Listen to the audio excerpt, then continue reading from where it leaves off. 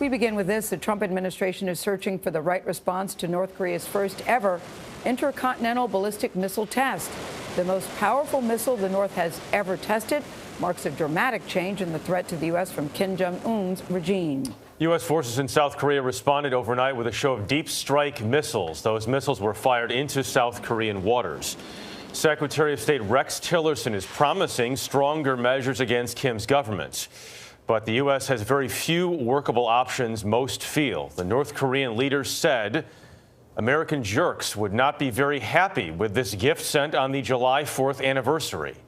Ben Tracy is in Beijing with the growing international reaction to the missile test. Ben, good morning.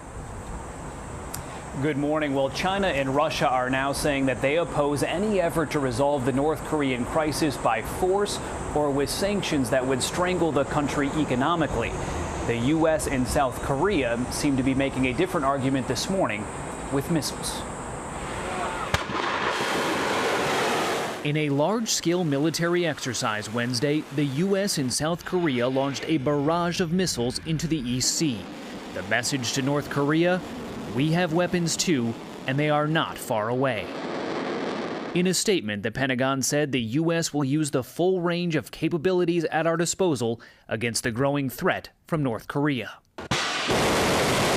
After the U.S. military confirmed that the regime successfully launched an intercontinental ballistic missile on Tuesday, South Korean officials say the missile, known as the Hwasong-14, is a two-stage weapon with an estimated range of nearly 5,000 miles, capable of hitting Alaska and even the west coast of the United States, according to some experts. The range missile that North Korea tested before this was back in May. That had a range of maybe about 300 miles. So this is considerably longer. I think the kinds of things they're doing will allow them to continue to increase the range.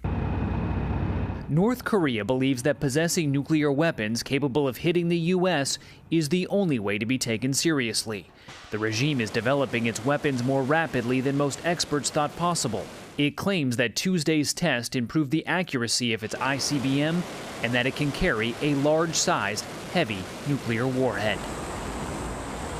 But one test does not mean that North Korea now has a reliable intercontinental ballistic missile system, and we don't know if they're able to put a nuclear warhead on it, as they claim. Rena? Ben Tracy in Beijing. Thank you, Ben.